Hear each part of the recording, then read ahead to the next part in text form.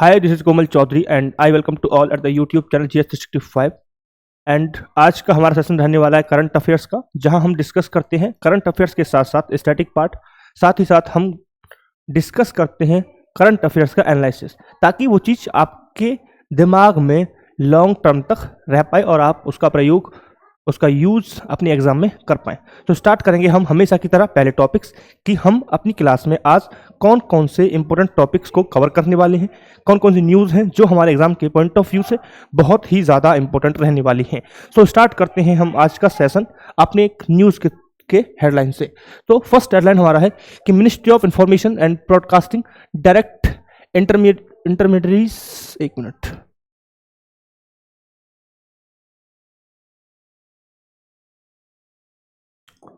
ठीक है, to block 25 websites hosting options content, यानी कि ministry of information and Broadcasting ने 25 वेबसाइट्स को ब्लॉक किया है। क्या रीज़न है, क्यों किया है, वो सब हम डिटेल्स अभी हम देखने वाले हैं। नेक्स्ट हमारा है PM of India and visit, Maldives visit रहेगा पीएम का, 60th एनिवर्सरी पर गए थे। Supreme Court issued guidelines to the address student suicide and mental health in the educational institution, एक सेकंड न्यूज रहने वाला है। Indian Railways successfully test nation first hydrogen powered coach integral coach factory, यानी कि भारतीय रेलवे ने पहली बार हाइड्रोजन लिक्विड वाला हाइड्रोजन पावर्ड जो कोच है उसको लॉन्च किया है। ठीक है, बहुत ही चीज डिटेल में है और बहुत सी डिटेल जो रहेंगी हम उन्हें कवर करेंगे। तो सो डोंट वरी, जो पीपीटी रहेगा वो इंग्लिश में रहेगा, लेकिन मैं आपको हिंदी में भी समझाऊंगा। ठीक है, तो कम्युनिकेशन हम हिंदी रखेंगे एंड आपको जो इन्फॉर्मेशन है पीपीटी में रहेगी वो इंग्लिश में रहेगी और जो मैं बोलूँगा वो हिंदी में रहेगा। ठीक है, ताकि दोनों का कवर होता रहे। उसका रीज़न ये है कि कुछ मेरे पास सजेशंस कह लो या कमेंट्स कह लो या मिलने वाले कह लो, तो ऐसी तरह से मेरे पास कुछ इन्फॉर्मेशन है कि इंग्लिश मीडियम वाली जो प्रॉब्लम है वो सॉल्व नहीं हो पा रही है, क्योंकि हमने कमेंट किया था बाइलिंगुअल का और हम हिंदी में जा रहे थे, क्योंकि पहले आया था कमेंट कि आप हिंदी कीजिए, बट अब हम बाइलिंगुअल को रखेंगे ताकि दोनों चीज़ें कवर होता रहे। नेक्स्ट हमारा हम लोकेशन देखेंगे, डेमोक्रेटिक रिपब्लिक ऑफ कॉन्गो, यहाँ एक कॉन्ट्रैक्ट साइन हुआ है। ठीक है, उसको देखेंगे। प्रेसिडेंट रूल न्यूज़ में है, अटल पेंशन न्यूज़ में है, ये 2 बार कर दिया। ठीक है, सो ये हमारे आज के इंपॉर्टेंट न्यूज़ रहने वाले हैं। तो फर्स्ट न्यूज़ हमारा है क्या कि ministry of information and broadcasting direct intermediaries to block 25 websites hosting options content. क्या हुआ है, ministry directed to the intermediaries to the remove unlawful information under the information technology act, यानी IT act 2000, information technology act, guideline digital media ethics and rule 2021, यानी कि मंत्रालय ने क्या किया है कि सूचना प्रौद्योगिकी अधिनियम 2000 यानी आईटी अधिनियम 2000 तथा सूचना प्रौद्योगिकी जिसे हम बोल रहे हैं intermediaries guidelines and digital media ethics आचार संहिता है, इसके आधार पर जो गैरकानूनी जानकारी है, जानकारी कंटेंट है, उसको हटाने का निर्देश दिया है। ये वेबसाइटें क्या कर रही थी, तो ये वेबसाइट्स हमारे जो कानून हैं जिनकी हमने बात की उनका पालन नहीं कर रही थी। कौन कौन से कानून का पालन नहीं करती, अगर हम बात करें तो फर्स्ट अधिनियम आईटी अधिनियम 2000 लिखा हुआ है, आईटी एक्ट 2000 के सेक्शन 67 और 67A का यह वायलेशन कर रही हैं। अगर हम बात करें दूसरा सेक्शन 294 भारतीय न्याय संहिता 2023 का एक लॉ है, और section 4 indecent representation of women provision act 1986। अगर हम दूसरी लैंग्वेज में बात करें तो महिलाओं का अश्लील चित्रण अधिनियम 1986 की धारा 4, दूसरा भारतीय न्याय संहिता BNS 2023 की धारा 294 के आधार पर इनको क्या किया गया है, बैन किया गया है। यह इनका वायलेशन कर रही थी। नेक्स्ट पॉइंट मेरा क्या है, ऑब्ससेनिटी क्या है, यानी कि अश्लीलता क्या होता है। अश्लीलता ऐसी सामग्री होती है जो समाज में शालीनता और नैतिकता के मानकों के अनुसार ना हो, यानी कि समाज के द्वारा उसके प्रति आपत्ति हो या फिर समाज द्वारा उसके प्रति समाज घृणा करे या नैतिक रूप से वह समाज में अपमानजनक कोई चीज है, तो ऐसी सामग्री को बोला जाता है अश्लीलता। ठीक है साहब, ऐसी चीज को बोला जाता है अश्लीलता। ऐसा क्यों है, क्यों किया गया है, क्या रिक्वायरमेंट है, वाई। क्वेश्चन मेरा दूसरा है कि अश्लील सामग्री पर प्रतिबंध लगाने की आवश्यकता क्यों पड़ी। तो पहले हम जानेंगे कि क्या ऐसा संभव है लीगल तौर पर कि ministry of broadcasting and information ने कर दिया है, क्या ये पॉसिबल है। लीगल ग्राउंड की मैं बात करूं तो सबसे पहले हम बात करते हैं संविधान को लेकर क्या क्लॉज है। तो भारत के संविधान में अगर हम बात करें तो भारत के संविधान में अनुच्छेद 2 आर्टिकल 19(2) राज्य को शालीनता और नैतिकता के हित में अभिव्यक्ति की स्वतंत्रता पर उचित प्रतिबंध लगाने की अनुमति देता है, यानी कि छूट देता है। दोबारा से समझ लीजिए कि जब हम बात करते हैं अपने मौलिक अधिकार की, जब हम बात करते हैं फंडामेंटल राइट्स की, तो उन फंडामेंटल राइट्स पर रीजनेबल रेस्ट्रिक्शंस यानी कि तार्किक रूप से प्रतिबंध लगाया जा सकता है। हालांकि वह प्रतिबंध तार्किक है या नहीं उसकी जांच सर्वोच्च न्यायालय कर सकता है, बट प्रतिबंध लगाए जा सकते हैं। ठीक है, तो यहां पर हम देख सकते हैं कि यह क्या है, एक लीगल प्रोसीजर है जिसे फॉलो किया गया है, यानी कि ministry of information and broadcasting को यह राइट है वह कर सकते हैं। ठीक है, किस आधार पर किया गया है?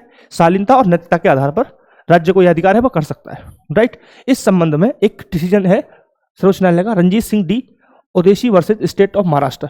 सर्वोच्च न्यायालय upheld the conviction under the section 292 of IPC, और जो कि अब प्रेजेंट में 294 बन गया है बीएनएस का, holding that obscenity does not enjoy protection under the free of speech, यानी कि क्या ऑब्सेंट जो ऑब्सैनिटी है वह उसको प्रोटेक्ट नहीं किया जा सकता है फ्री ऑफ स्पीच के, यानी कि आप ये हवाला नहीं दे सकते हैं कि यह मेरे अभिव्यक्ति की स्वतंत्रता है और मैं अश्लीलता करूंगा या करूंगी, इस यानी कि आप अभिव्यक्ति की स्वतंत्रता के बहाने, free of speech, right to speech, उसके बहाने अब आप अश्लीलता को प्रमोट नहीं कर सकते हैं।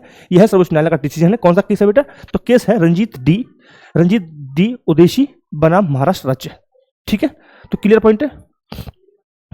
ठीक है, अब देखो क्वेश्चन में ये था हमारा कि क्यों आवश्यकता पड़ी, क्यों किया गया है, ये रीजन क्या था।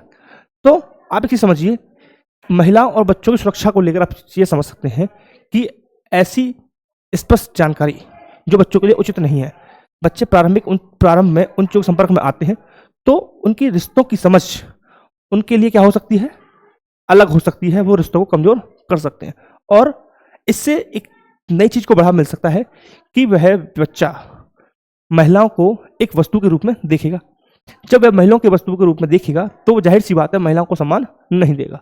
महिलाओं को सम्मान नहीं मिलेगा तो समाज में महिलाएं नीचे, जो जैसे कि इतिहास में होता आया है वैसे ही निचले दर्जे की तरफ जाती जाएंगी, जो हमारे जो समाज में फैली लैंगिक असमानता को बढ़ावा देगा। सिंपल सी बात है, लैंगिक असमानता को बढ़ावा देगा। और फिर जब हम औरत को निचले दर्जे का समझेंगे तो हम उन पर अत्याचार भी करेंगे, यानी कि सिंपल सी बात है कि हिंसा को बढ़ावा मिलेगा। यानी कि एक छोटी चीज को हम कनेक्ट करके अगर समझें तो हम आने वाली जनरेशन को क्या पेश कर रहे हैं उस चीज को देखते हुए हमें यह बहुत ही जरूरी है कि हम इन चीजों को संभालें। ठीक है, क्लियर पॉइंट है। अब बढ़ेंगे हम नेक्स्ट न्यूज की तरफ, और नेक्स्ट न्यूज हमारा है कि PM of India visits Maldives marking 60th anniversary of India Maldive diplomatic relation. PM visits significant as it is the first since bilateral ties were strained by the India Out campaign. आप सभी को पता है कि जब मिजू जो कि मालदीव की राष्ट्रपति हैं उन्होंने चुनाव लड़ा था, तो आप सभी को पता है उनका एक मेन कैंपेन था इंडिया आउट, और उसी कैंपेन पे वो चुनाव जीत गए थे। उन्होंने किया भी कुछ ऐसा, लेकिन फिर क्या हुआ आप सभी को पता है कि मालदीव का जो अर्थव्यवस्था है उसका मेजर जो पार्ट है वो डिपेंड है टूरिज्म पर। उन्होंने एक इंडिया आउट का स्टार्ट किया, जो हमारे वहाँ पे ऑफिसर्स थे इंडियन आर्मी पर्सनल, ठीक है, उनको सस्पेंड किया, तो हमारे प्रधानमंत्री जी ने लक्षद्वीप में गोता लगा दिया। यानी कि कहने का मतलब ये है कि प्रधानमंत्री जी ने टूरिज्म डेस्टिनेशन के रूप में मालदीव न जाकर लक्षद्वीप जाने को प्रमोट किया। इससे उनकी इंडस्ट्री को क्या हुआ, लॉस हुआ। अब वो आ गए राह पर। ठीक है, तो इंडिया आउट कैंपेन आप समझते होंगे कि इंडिया आउट कैंपेन क्या था, की आउटकम क्या है इस विजिट के। तो ए लाइन ऑफ क्रेडिट दिया गया है कितना 4850 करोड़ का मालदीव के लिए, to reduce the Maldives annual डेब्ट repayment on the Indian government funded loans. यानी कि जो लोन रीपेमेंट है उनको, जो लोन रीपेमेंट है उसे करने के लिए भारत सरकार ने 4850 करोड़ रुपए का क्या दिया है, लोन ऑफ क्रेडिट दिया गया, एलओसी लोन ऑफ क्रेडिट दिया, यानी कि एक तरह से ऋण दिया है। फॉर इनेबलिंग यूपीआई इन मालदीव, दूसरा क्या है, मालदीव में यूपीआई को इनेबल कर दिया है, यूपीआई अब एक्टिवेट हो जाएगा मालदीव में भी। दूसरा क्या है, थर्ड पॉइंट क्या था, term of reference propose free trade agreement, यानी कि फ्री ट्रेड एग्रीमेंट प्रपोज किया गया है। ठीक है, जो भी कंडीशंस होंगी वो अभी डिस्कस नहीं की गई हैं, लेकिन प्रपोज कर दिया फ्री ट्रेड एग्रीमेंट। ये पहले ही, अगर मालदीव की बात करूं तो ये चाइना के साथ फ्री ट्रेड एग्रीमेंट कर चुके हैं। ठीक है, नेक्स्ट हमारा पॉइंट क्या है, नेक्स्ट पॉइंट हमारा 6 MOU साइन किए हैं इन्होंने, ठीक है, जो किसी संबंधित है। Fisheries, aquaculture, metrology, digital public infrastructure, UPI, Indian pharmaceutical, ठीक है, यानी कि मत्स्य पालन हो गया, जलीय कृषि हो गया, मौसम विज्ञान हो गया, डिजिटल इंफ्रास्ट्रक्चर हो गया, UPI की बात करें हम, ठीक है, भारतीय फार्माकोपिया की बात करें, तो इससे संबंधित 6 हमारे इन्होंने क्या किए हैं, 6 MOU साइन किए हैं। कितने साइन किए हैं? 6 MOU साइन किए हैं, ठीक है साहब, तो अभी याद रखेंगे। दूसरा, इन्होंने ये सब तो ठीक है, एक दूसरा इंपॉर्टेंट क्या था, तो भारत ने 2 आरोग्य मैत्री हेल्थ क्यूब दिए भीष्मा। भीष्मा क्या है, एक छोटे लेवल का, एक छोटा समझ लिए हॉस्पिटल जैसा जैसा होता है ना, वो पोर्टेबल हॉस्पिटल होता है, ऐसे भारत ने 2 उनको ऑफर किए हैं, ठीक है।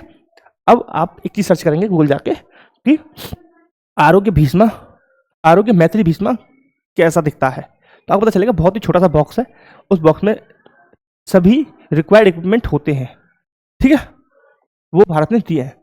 नेक्स्ट न्यूज हमारा है, आपका थोड़ा सा आप एक चीज और समझिए कि थोड़ा हम एनालिसिस करने की कोशिश करें कि आज का जो न्यूज है यह हमने क्यों रखा है, करंट अफेयर्स तो है, लेकिन अगर हम भारत और मालदीव के, भारत के लिए मालदीव के महत्व को जाने, तो महत्व क्या, महत्व, अगर महत्व को थोड़ा सा समझें तो आप इस तरीके से समझिए, तो हम पहले जानेंगे भू राजनीतिक क्या महत्व है।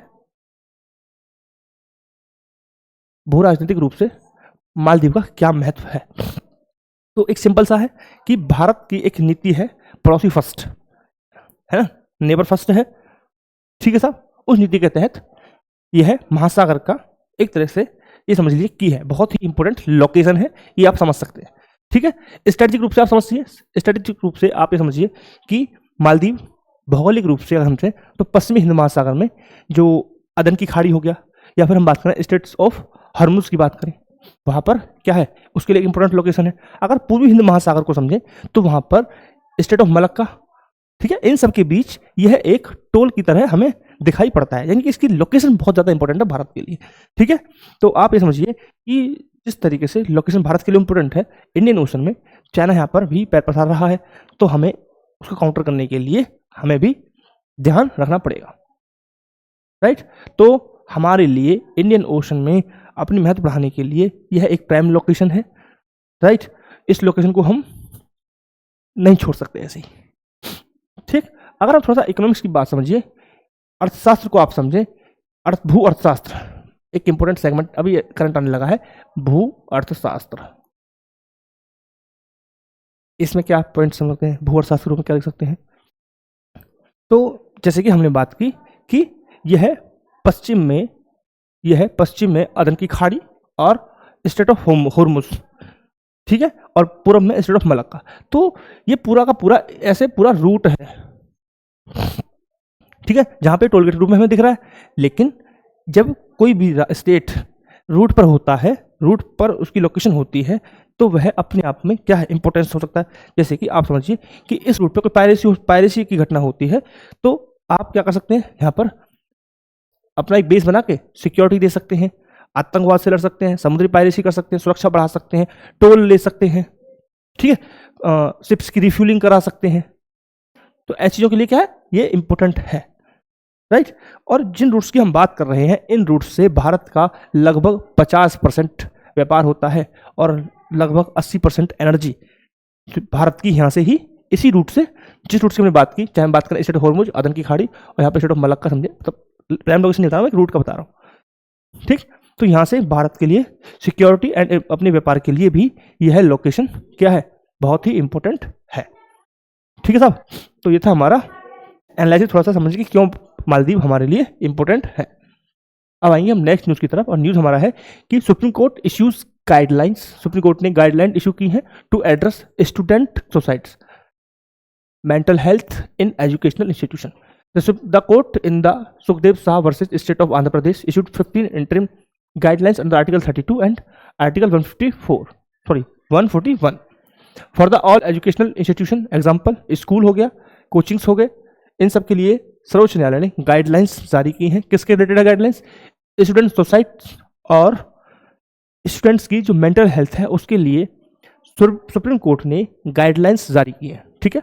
किस केस में, Sukhdev Sah versus state of Andhra Pradesh, ये आप याद रखेंगे, किस केस में जारी की है,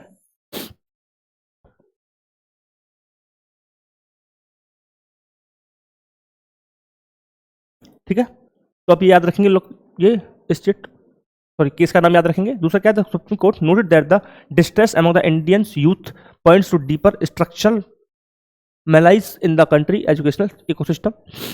एक डाटा देखिए, in 2022 India recorded over the 13,000 student suicides, 7.6% of the total suicide. ठीक है, आप डाटा समझिए, डाटा से इंपॉर्टेंस समझिए कि 2022 में लगभग 13,000 छात्रों ने सुसाइड किया। ठीक है, जो भारत में टोटल सुसाइड का 7.6% है, जो कि बहुत बड़ा नंबर हमें देखने को मिल रहा है। और देखो, जिसमें से 2200 छात्र डायरेक्ट क्या है, लिंक्ड है एग्जाम फेलियर। और ये किसका डाटा है, कोई ऐसा डाटा नहीं है, एनसीआरबी है, नेशनल क्राइम रिकॉर्ड ब्यूरो, सरकारी डाटा है ये।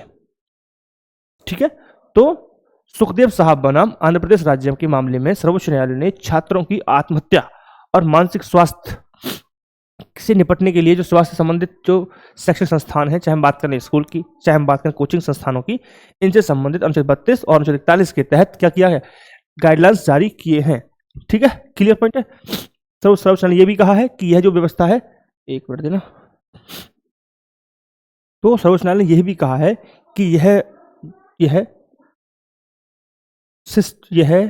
जो इकोसिस्टम है भारत में, एजुकेशन का जो इकोसिस्टम है, उसमें स्ट्रक्चर मेलाइज यानी कि संस्थागत अव्यवस्था को दर्शाता है, यानी कि सिस्टम में जो अव्यवस्थाएं फैली हुई है उसको दर्शाता है। ठीक है, डाटा आपके सामने है एनसीआरबी का, इसमें कोई प्रॉब्लम नहीं होनी चाहिए। ठीक, क्लियर पॉइंट है। तो सर्वोच्च न्यायालय ने गाइडलाइंस जारी कर दी है। अब क्या होगा, कौन कौन सी गाइडलाइंस है, कुछ इंपॉर्टेंस है, कुछ इंपॉर्टेंट गाइडलाइंस जिनके बारे में हम जिक्र कर सकते हैं, जैसे कि हर कोचिंग सेंटर को जहां पर 100 या उससे अधिक छात्र पढ़ते हैं, वहां पर एक परामर्शदाता एडवाइजर होना चाहिए, जो मानसिक स्वास्थ्य के लिए एडवाइस करेगा। ठीक है साहब, एक तो ये हो गया, एक हेल्पलाइन नंबर होगा। ठीक, क्लियर पॉइंट। और संस्थाओं में रैगिंग हो गया, पहचान आधारित भेद, मतलब क्या हो गया कि जैसे कि हम समझ सकते हैं पहचान आधारित जातिगत भेदभाव। ठीक है, इन सब के लिए तत्काल सहायता सुनिश्चित करनी होगी।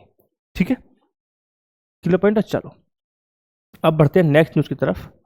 और नेक्स्ट न्यूज से पहले एक चीज और समझिए कि मानसिक स्वास्थ्य को यहाँ डाल दीजिए, मैं यहाँ देता हूँ पीछे, मानसिक स्वास्थ्य को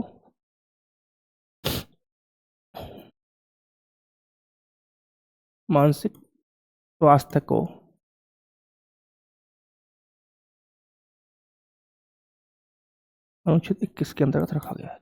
मानसिक स्वास्थ्य को अनुच्छेद 21 के तहत जीवन के अधिकार का अभिन्न अंग है, ये माना सर्वोच्च न्यायालय ने। ठीक है, तो सुन लीजिए, मानसिक स्वास्थ्य भारत के संविधान के अनुच्छेद 21 के तहत जीवन के अधिकार के अंतर्गत अभिन्न अंग है। ठीक है साहब, तो ये आप याद रखेंगे, आपके लिए इंपॉर्टेंट हो सकता है। अब आएंगे हम कि first week of the monsoon session washed out and disruption in the parliament. क्या हुआ है कि जो संसद में हंगामे हुए हैं, उसके बीच मानसून सत्र का पहला वीक पूरा वेस्ट हो गया है, खराब हो गया है। ठीक है, in the 70th Lok Sabha session, Lok Sabha function for 88% of its scheduled time, while the Rajya Sabha worked 73%। 17वीं लोकसभा में 88% जो शेड्यूल टाइम था उसका फंक्शन किया गया है और राज्यसभा द्वारा 73% फंक्शन किया गया है। अगर हम बात करें 1950 में इंडियन पार्लियामेंट कितने दिन काम किया था, 120 से 140 डे एवरी ईयर। ठीक है, यानी एक साल में अगर हम बात करें 1950 से तुलना हम करें तो उस समय पर प्रति वर्ष एक वर्ष में 120 से 140 दिन तक काम करती संसद बैठक करती थी। बट अब यह संख्या कितना हो गया, 60 से 70 दिन रह गई है, यानी कि अब संसद काम ही नहीं करती है, भंगी रहती है ऑलमोस्ट। ठीक है, लगभग डाटा आधा हो गया, 60-20 और 70-40, समझ रहे हो। तो इससे संबंधित क्या क्या प्रॉब्लम हो सकती हैं, क्या क्या मुद्दे हम देख रहे हैं, क्या क्या देख रहे हैं, लोकतांत्रिक जवाबदेही का कमजोर होना, वीकनिंग डेमोक्रेटिक अकाउंटेबिलिटी। ठीक है, संसद में बहसों के जरिए क्या होता है कि निर्वाचित नेता सरकार से सवाल पूछ सकते हैं। ठीक है, लेकिन लगातार व्यवधान से लोकतंत्र के कार्यों में बाधा डालते हैं। ठीक है, अब इस समझ से समझिए कि आपको एक सवाल पूछना है, बट आप सवाल पूछ कर बाधा ज़्यादा डाल रहे हैं। आप यकीन नहीं करेंगे, डाटा देखिए, मॉनिटरी कॉस्ट क्या पड़ता है। The cost of running parliament is around 2.5 lakh पर मिनट का है। लगभग 2.5 लाख रुपए पर मिनट खर्च होता है संसद को चलाने के लिए, और आप उसे वेस्ट करते हैं ऐसे ही बहस करके फजूल की। ठीक है, इससे लगातार संसद में जनता का विश्वास कम होता रहता है, क्योंकि बार बार सेम व्यवधान सांसदों को का ध्यान महत्वपूर्ण मुद्दों से भटकाकर कार्रवाई को बाधित करने पर रहता है। इससे जनता का विश्वास उन नेताओं के प्रति क्या होता है, कम होता है। ठीक, ये दूर करने के लिए कुछ उपाय हो सकते हैं क्या? इन्हें दूर करने के लिए कुछ उपाय हो सकते हैं क्या?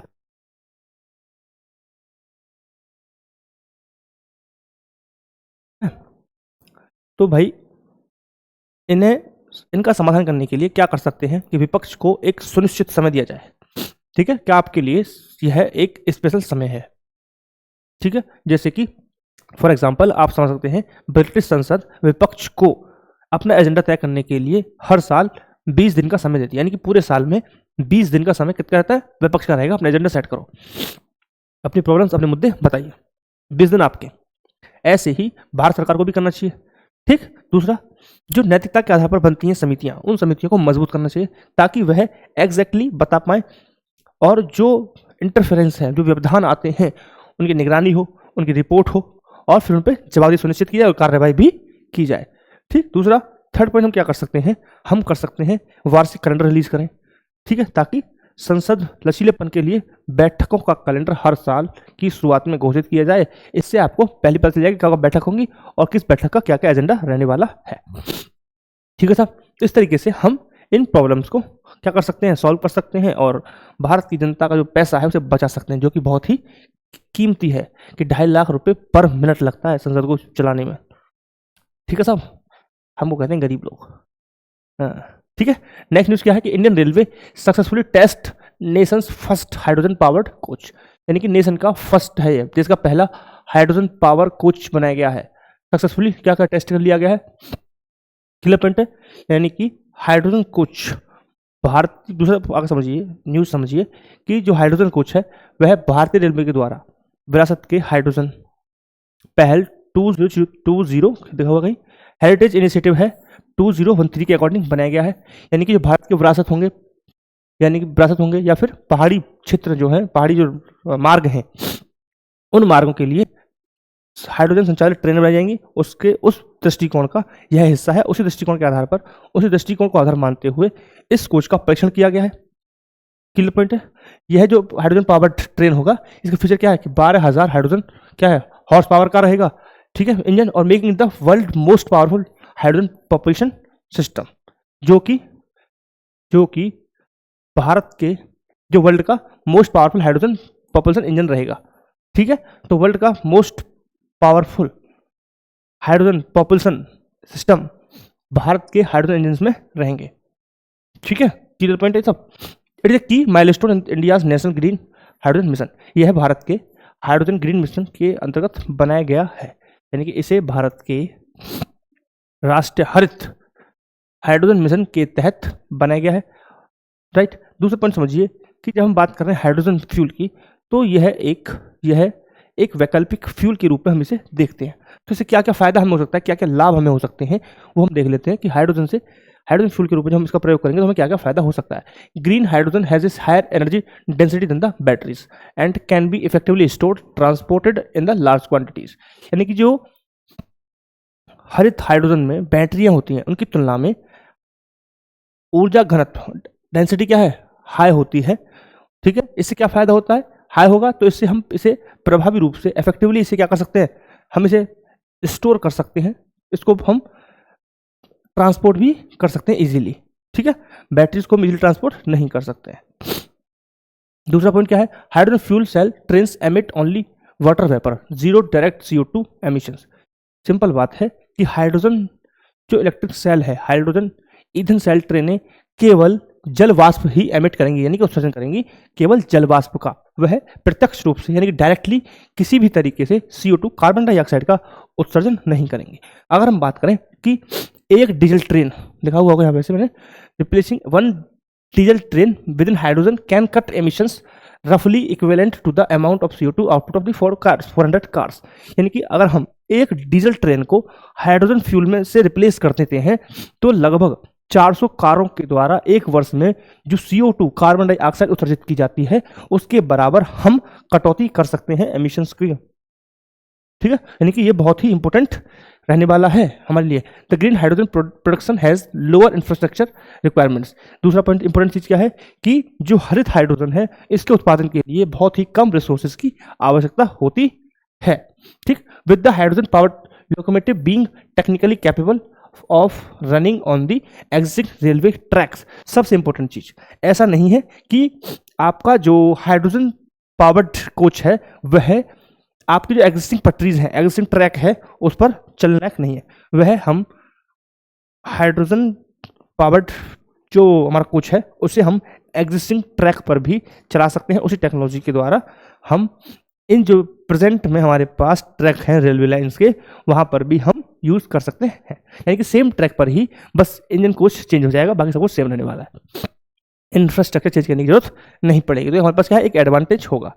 ठीक है, यानी कि हम क्या करेंगे, एक इंजन चेंज करेंगे और पहले तो नया एमिशंस तो होगा ही नहीं, और पुराना क्या होगा जो डेली बेसिस पे हो रहा है 400 कार्स का हम एनुअली क्या कर सकेंगे, लॉस कर सकते हैं एमिशंस के रूप में। ठीक है साहब, क्लियर पॉइंट है, क्लियर पॉइंट है। थोड़ी सी और एक नेगेटिव चीज़ समझ लेते हैं कि इतना अच्छा नहीं है, कुछ चीज़ें नेगेटिव भी हैं। जैसे कि हम अगर माने कि उत्पादन के लिए हम बात करें कि हाइड्रोजन के उत्पादन के लिए जो आवश्यक होता है proton exchange membrane, proton exchange membrane electrolyser होता है और इसके रिएक्टर संयंत्र भारत में नहीं है। ठीक है, तो इंपॉर्टेंट चीज़ यह है कि अगर हम हाइड्रोजन का उत्पादन करें नवीन ऊर्जा से हम उत्पादन करें तो ही यूजफुल रहेगा। अगर हम कोयला जलाकर ऐसा बनाएंगे कुछ तो क्या फायदा कर रहे हैं, कुछ फायदा नहीं कर रहे भाई। हम यहाँ बंद कर रहे हैं तो वहाँ चालू कर दिया हमने, लेकिन अगर हम नवीनकरणीय ऊर्जा से बनाते हैं तो हमारे लिए डबल बेनिफिट है। ठीक, लेकिन हमारे पास नवीनकरणीय ऊर्जा से अगर हम हाइड्रोजन बनाने की टेक्नोलॉजी की बात करें तो उसमें सबसे इंपॉर्टेंट जो होता है प्रोटॉन एक्सचेंज मेम्ब्रेन इलेक्ट्रोलाइजर, जो कि भारत में ऐसा संयंत्र किसी का नहीं है। ठीक है, दूसरा पॉइंट हम समझिए कि अभी इसे अपनाने के लिए कोई प्रॉपर रोड मैप या कोई प्रॉपर गाइडलाइन टेक्नोलॉजी हमारे पास कुछ भी अवेलेबल नहीं। टेक्नोलॉजी है, मतलब सक्सेसफुल टेस्ट हो गया है, बट आगे किस दिशा में काम करना है, कैसे इसको मार्केट में लाना है, क्या रहना है, मतलब कोई भी अभी रोड मैप इसके लिए है नहीं, और लगातार क्या है, अनिश्चितता इस चीज़ को लेकर बनी हुई है। Clear point. दूसरा पॉइंट क्या है कि हमने जो हाइड्रोजन पावर्ड कोच बनाया है वो बनाया किसके लिए, विरासत मार्गों के लिए, पहाड़ी मार्गों के लिए। तो उसे कहीं ना कहीं पायलट प्रोजेक्ट से आगे बढ़ना होगा, और जो हमारे अलग रूट्स हैं उनके लिए भी इसके लिए इसे ओपन करना होगा। वहाँ भी दूरदराज और जो दूरदराज के एरिया हैं उनको भी प्राथमिकता देनी पड़ेगी। थोड़ी सी कुछ रूट्स पर चलाएंगे, राइट। यानी कि जो पायलट प्रोजेक्ट है उससे हमें आगे बढ़ना होगा, एक प्रॉपर नीति के साथ आना होगा, प्रॉपर गाइडलाइन के साथ आना होगा, रोड मैप के साथ आना होगा, राइट। और जो टेक्नोलॉजी की कमी है उनको भी पूरा करना पड़ेगा। तो ये जो भी समस्या है वो मैंने आपको बताई। अब बढ़ेंगे अब नेक्स्ट न्यूज़ की तरफ, और नेक्स्ट न्यूज़ हमारा है कि parliamentary standing committee release report on reasonable rapid transit system RRTS. It is examined that the role of National Capital Region Transport Corporation and CRTC and the relevance RRTS in the context of urban government and regional connectivity. अभी क्या हुआ है कि एक committee गठित की गई थी, पार्लियामेंट्री स्टैंडिंग कमेटी, किसके लिए, जो बताएगी NCRTC और RRTC के रिलीवेंस के बारे में, कि इनका रिलीवेंस क्या है, शहरी विकास में इनकी भूमिका क्या है, इनकी प्रासंगिकता है या नहीं, इसकी जांच करना इसका उद्देश्य था। तो पहले हम बात करेंगे RRTC के बारे में कि RRTS क्या है। तो RRTS एक नया क्या है, एक न्यू रेल बेस्ड है, सेमी हाई स्पीड ट्रेन है, हाई फ्रीक्वेंसी के साथ चलता है, कम्यूटर ट्रांजिट सिस्टम है। It aims to connect the cities with in the adjoining sub urban and regional urban agglomeration. ठीक है साहब, तो आप समझ सकते हैं इसका उद्देश्य क्या है। इसका उद्देश्य है कि जो आसपास के छोटे शहर हैं, उपनगरीय शहर जैसे बोल रहे हैं, या फिर क्षेत्रीय शहर, रीजनल सिटीज हैं, उनके समूह को जोड़ने के लिए यह लाया गया था RRTS को। ठीक, तो RRTS की आवश्यकता क्यों पड़ी, आवश्यकता इसलिए थी कि ये माना जा रहा है कि 2030 तक भारत की 40% से अधिक जनसंख्या शहर में निवास करेगी, जिसके ट्रांसपोर्ट के लिए एक सिस्टम चाहिए। ठीक है, इससे दूसरा पॉइंट क्या है कि यह यात्रा को बहुत ही कम समय में करती है, इससे प्रोडक्टिविटी बढ़ती है। ठीक, दूसरा हम समझ सकते हैं कि यह जो इस समिति ने RRTS के विस्तार की क्या किया है, सिफारिश ही की है। यानी कि जो स्टैंडिंग कमेटी के गठन किया गया था उसने सपोर्ट किया है कि इसका विस्तार किया जाए। ठीक है, क्लियर पॉइंट है, यहाँ पे सब लिखा हुआ है जो मैंने आपको बोल के बताया। ठीक है, एडिशनल ये सब लिखा हुआ है यहाँ पे। अब आइए नेक्स्ट की तरफ। तो रिकमेंडेशन क्या जो हम बता रहे थे वो यहाँ पे मेंशन है। Clear point. चलो अब आते हैं नेक्स्ट न्यूज़ की तरफ, और नेक्स्ट न्यूज़ हमारा है कि डेमोक्रेटिक रिपब्लिक ऑफ कॉन्गो एक कंट्री है जिसकी राजधानी की अगर हम बात करें तो राजधानी क्या है भाई, क्या राजधानी है, राजधानी इसकी है किंशासा। किंशासा इसकी राजधानी है। तो न्यूज़ में क्या है कि कॉन्गो नदी गठबंधन के तहत DRC सरकार ने जो वहाँ के विद्रोही हैं, विद्रोही एक समूह है M23, इसके साथ शांति वार्ता पर हस्ताक्षर कर दिए हैं। कहाँ पे किए हैं, तो कतर में किया गया है। कतर की कैपिटल दोहा में किया गया है। ठीक है, तो मेडिटेशन किसने कराया, मेडिटेशन किसने किया है, तो मेडिटेट बाई कतर, कतर की कैपिटल में किया गया है। और पर्पस क्या है, परस्यू पीस, दोनों ही शांति की वार्ता के लिए दोनों ने घोषणा कर दी है। लोकेशन क्या है, DRC एक country in the central Africa, bordering किसके साथ है, Angola, Republic of Congo, Central Africa Republic, South Sudan, Uganda, Rwanda, Burundi, Tanzania, Zambia. ठीक है, अभी मैं मैप पे भी दिखाऊंगा, डोंट वरी। बॉर्डरिंग वाटर क्या है, अटलांटिक ओशन, नैरो कोस्टलाइन, और कॉन्फ्लिक्ट रीजन कौन कौन से हैं, नॉर्थ कीवी और साउथ कीव एंड इतूरी। ये हमारे कॉन्फ्लिक्ट रीजन थे, साउथ कीव, नॉर्थ कीव और इतूरी। अब हम बात करते हैं मैप को लेकर कि मैप में हमारे लोकेशन क्या है। तो ये हमारा पूरा अगर हम बात करें तो पूरा अफ्रीका कॉन्टिनेंट है जहां आप देख सकते हैं। ठीक है, तो ये हमारा हो गया democratic Republic of Congo. Zoom करके आप देखेंगे तो ये रहा, और यहाँ पे इनकी राजधानी कैपिटल यहाँ पे बॉर्डर एरिया पे है किंशासा। ठीक है, क्लियर पॉइंट है, क्लियर पॉइंट है। देख लीजिए, आप जिनको स्क्रीनशॉट लेना वो ले सकते हैं।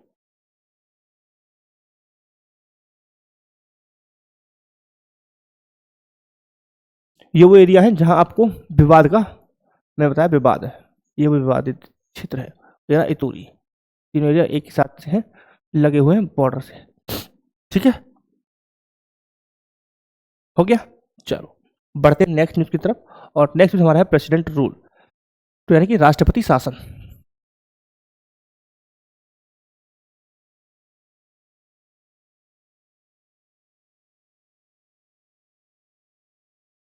अब प्रेसिडेंट रूल पार्ट कितने कौन से दिया, पार्ट 18 में इमरजेंसी प्रोविजंस है। ठीक है, break down of the constitutional machinery 356, break down of constitutional machinery यानी कि संविधान तंत्र की विफलता। क्या बेटा, संविधान तंत्र की विफलता। संविधान तंत्र की विफलता किस अनुच्छेद के अंतर्गत लाया गया, 356।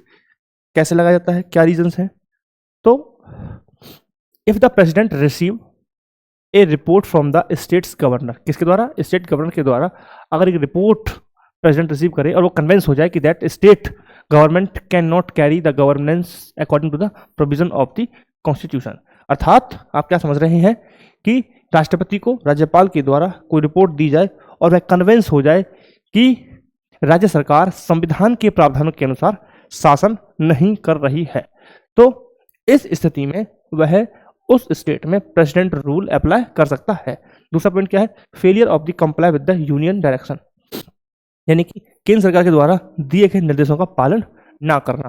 कौन सा अनुच्छेद बात कर रहा है, अनुच्छेद 365, can be imposed if any state fail to the comply with the direction given by the union on matters it is empowered to. अर्थात आप क्या समझ रहे हैं कि यदि कोई राज्य संघ के द्वारा कोई निर्देश दिए गए, स्टेट के द्वारा सेंट्रल गवर्नमेंट के द्वारा स्टेट को कोई डायरेक्शन दी गई और वह उन डायरेक्शंस का फॉलो नहीं कर रहे हैं, उनको पालन नहीं कर रहे हैं, देन उस केस में क्या होगा, अनुच्छेद 365 के अनुसार दिए गए निर्देशों का पालन ना करना भी राष्ट्रपति शासन को यानी प्रेसिडेंट रूल को अप्लाई करने का एक ग्राउंड बन जाता है।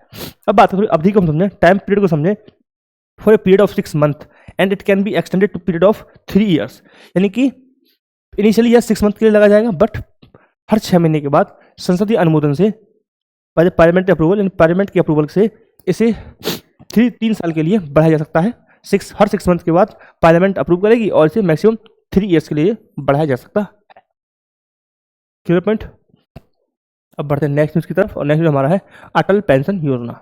अटल पेंशन योजना, अटल पेंशन योजना has achieved a significant milestone by surpassing 8 crore total cross enrolment. Aim क्या है? To address the twin challenges of longevity risk and lack of retirement security among the India's vast unorganised workforce. यानी कि जो भारत के एक बहुत ही बड़ा तबका है जो अनऑर्गेनाइज असंगठित लेबर फोर्स में कार्यबल में कार्यरत है, जिनको 2 जोखिम होते हैं, एक तो जल्दी मृत्यु, दूसरा चिंता किसकी रहती है? रिटायरमेंट की सुरक्षा। रिटायरमेंट के बाद क्या होगा, रिटायर होने के बाद क्या होगा, यह 2 चिंताओं के समाधान करने के लिए भारत सरकार ने अटल पेंशन योजना प्रारंभ की थी। किस मंत्रालय के अंतर्गत आती है? Ministry of finance. Implementing agency कौन है? Pension fund regulatory and development authority, यानी कि PFRDA के द्वारा इसको रेगुलेट किया जाता है। ठीक है। एलिजिबिलिटी की बात करें तो open to all bank account holders in the age group of 18 to 40 year. किसके कौन सा एज ग्रुप है? 18 से 40 ईयर के लिए यह क्या कर सकते हैं? योग्य हैं, जो इसके लिए अप्लाई कर सकते हैं। Who are not income tax payer, जिनकी इनकम टैक्स पेयर के लिए नहीं है वो भी इसका पार्ट बन सकते हैं। बेनिफिट्स क्या है?